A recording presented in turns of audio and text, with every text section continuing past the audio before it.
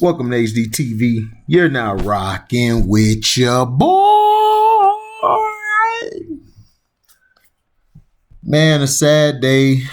We lost Cicely, y'all. Cicely Tyson, actress who showed the power of women, dies at 96. Cicely Tyson, the admired Oscar-nominated actress who made television history while forging a sterling career out of portraying women of strength and substance, has died.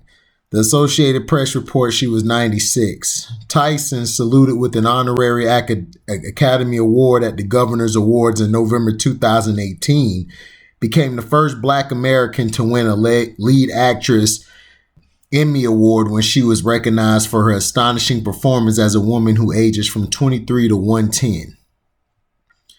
From the 1850s to the Civil Rights era, in the 1974 CBS telefilm The Autobiography of Miss Jane Pittman, a decade earlier, her work opposite George C. Scott on the gritty CBS drama East Side/West Side made her perhaps the first Black American actress to have a continuing role on a network series. Tyson also won a Supporting Actress Emmy for portraying the family confidante Castralia in the acclaimed 1994 CBS miniseries The Oldest Living Confederate Widows Tells All.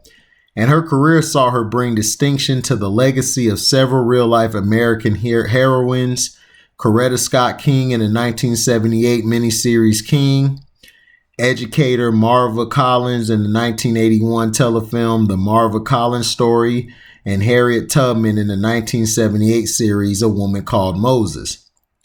I saw that I could not afford the luxury of just being an actress, so I made the choice to use my career as a platform to address the issues of the race I was born into, Tyson told the New York Times in 2013. When I read a script, either my skin tingles or my stomach churns. When it tingles, I take it, and when my stomach churns, there's no way I could possibly do it. No way. She played Kunta Kinte's mother in the landmark 1977 ABC miniseries Roots, and Rosa Parks' mom in the 2002 CBS telefilm. Tyson's accomplished a long sought-after career goal in 2013 when she starred as the wistful Mrs. Carrie Watts in a revival of Horton Foote's The Trip to Bountiful, winning a Best Actress Tony in the process. She then garnered 2 Emmy nominations for starring in and executive producing a Lifetime adaptation a year later. Tyson received her Best Actress Oscar nom for playing the slave Rebecca Morgan in the Martin Ritt drama Sounder. She lost out to Liza Minnelli of Cabaret, but finally got a long overdue statuette at the Governor's Awards. I don't know that I would cherish a better gift than this, she said in her acceptance speech. This is the culmination of all those years of have and have not. In the 2000s, she appeared in a string of Tyler Perry films, including Diary of a Mad Black Woman, Medea's Family Reunion, and Why Did I Get Married To? More recently, she played a beloved maid in The Help, Viola Davis' mother, on ABC's How to Get Away with Murder, for which she received 4 more Emmy noms, and a Texas congresswoman on Netflix House of Cards. And she had a role in the 2017 film Last Flag Flying. In her long and extraordinary career, Cicely Tyson has not only exceeded as an actor, she has shaped the course of history. President Obama said when he awarded her the Presidential Medal of Freedom, the nation's highest civilian honor, in 2016, Cicely was never the likeliest of Hollywood stars. But once she got her education and broke into the business, Cicely made a conscious decision not just to say lines, but to speak out. I would not accept roles, she said, unless they projected us, particularly women, in a realistic light and dealt with us as human beings. Cicely's convictions and grace have helped for us to see the dignity of every single beautiful member of the Black family. In June 2020, she received the Career Achievement Honor from the Peabody Awards. Tyson was married to jazz legend Miles Davis from 1981 until their divorce in 1988. The wedding took place in the home of Bill Cosby, who was the best man and gave away the bride. Cicely Louise Tyson was born December 18, 1924, in New York City to West Indian immigrant parents. Her show business career began inadvertently when she was asked to model at a hairstyle show and was spotted by an Ebony magazine fashion editor. She quickly became a top model. Her first stage appearance came in a Harlem YMCA production of Dark of the Moon, and she began acting off Broadway in 1957. 2 years later, she had uncredited roles in the Harry Belafonte film Odds Against Tomorrow and in The Last Angry Man, starring Paul Mooney, or Money.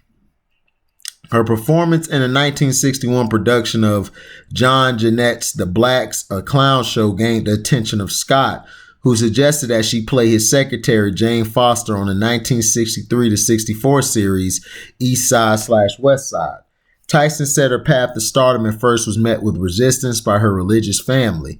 When she first informed her parents about her dream of acting, her mother said, "You cannot live here and do that." Tyson told the Times, "I didn't say anything to her, but I made up my mind that acting was something I had to do for myself, so I found another place to live. My mother did not speak to me for 2 years, refused to see me, refused to speak to me. And when I did my first play, an amateur production of Dark of the Moon at the Y in Harlem, I had the audacity to call my mother and invite her to come, and she did. And the moment I walked on stage, she thought she was whispering, but she said, 'Oh my God,' and I heard her clear as day. And when it was all over, my mother was standing at the exit, accepting congratulations. Can you imagine?" She gained added exposure in the 1960s on television in Brown Girl, Brownstone's a CBS workshop presentation, in films like A Man Called Adam, The Heart is a Lonely Hunter, and The Comedians, and on Broadway in Tiger, Burning Bright, and Carry Me Back to Morningside Heights. Tyson's penchant for playing meaningful roles meant that her character often were not glamorous. This sometimes led to negative audience reactions. In a 2007 interview on Good Morning America, she noted that she received bags and bags of mail from black women who said she was squandering her chance to elevate the black woman by wearing her hair in a short, natural style on East Side/West Side. "We were led to believe that everything about us was unattractive, particularly our hair," she said. "So we felt that we would not be as accepted or acceptable unless we did things that the other races did, like straighten our hair and lighten our skin, that kind of thing." After Tyson and David's divorce, the pair spoke of their relationship only infrequently. Some 25 years later, she described her marriage as tumultuous during a CNN interview. "You have two people who are so, well, I could say enriched, I could say blessed by incredible talents.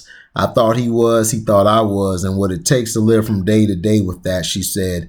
"There are so many facets to a dual life that are completely alien to most people. Completely alien. There have been some of the most incredible moments in my life afforded me through him. Every moment to me in life is a learning experience. I perceive those moments that most people think of as a negative as positive. They mean more to me than what people perceive to be positive.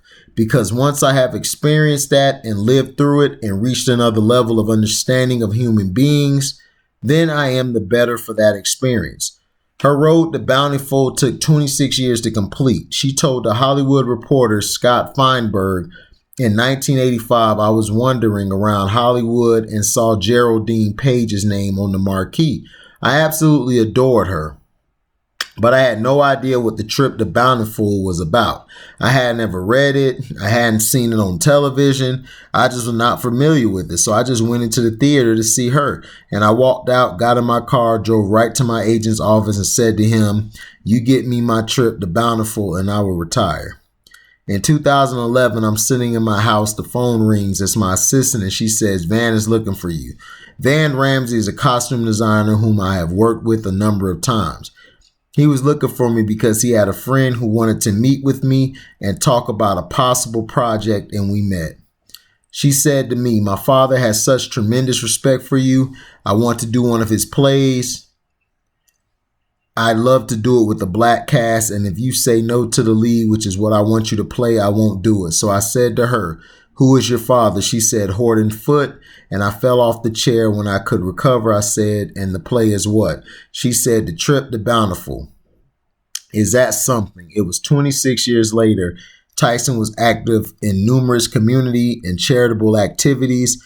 She was a co-founder and VP of the Dance Theater of Harlem, and from 1973 to 78, a board member of the American Film Institute. The Cicely L. Tyson Community School of Performing and Fine Arts in East Orange, New Jersey, is named in her honor. She told GMA that she never regretted taking risks in her life and career, and that her motto was jump off the mountain and make your wings as you're falling. I had no foresight of what the end would be. I just followed my instinct, she said.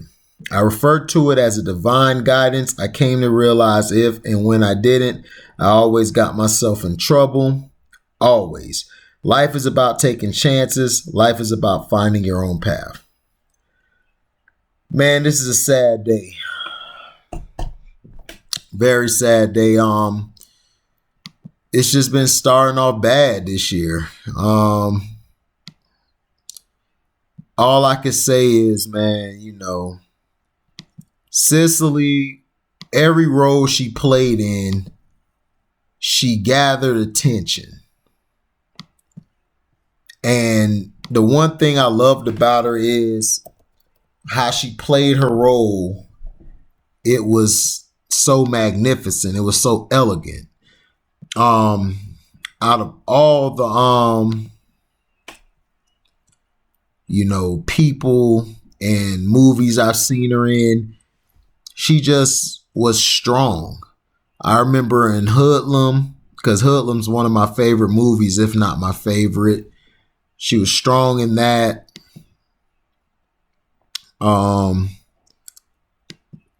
She played in so many things that it's like, man, it's just so much to talk about. When she walked into the movie, or when she came onto her role, or when the camera was put on her, she had a presence. And I mean a real presence.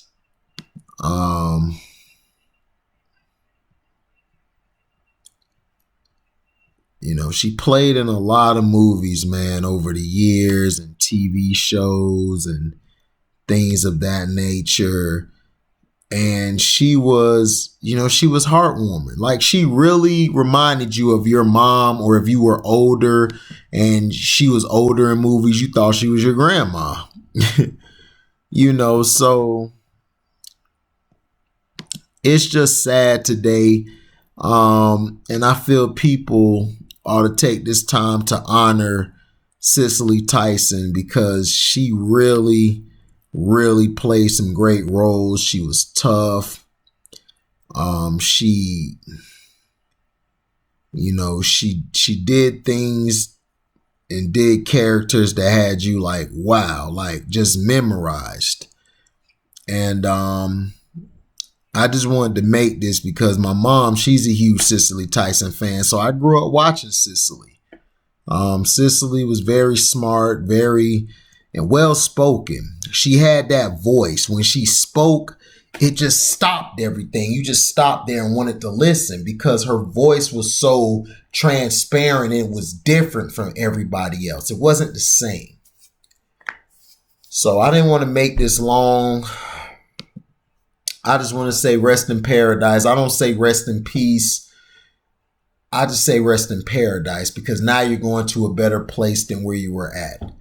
And I love everything about her. And I pray her family is doing well. I pray for her family to be okay, because I know this is hard.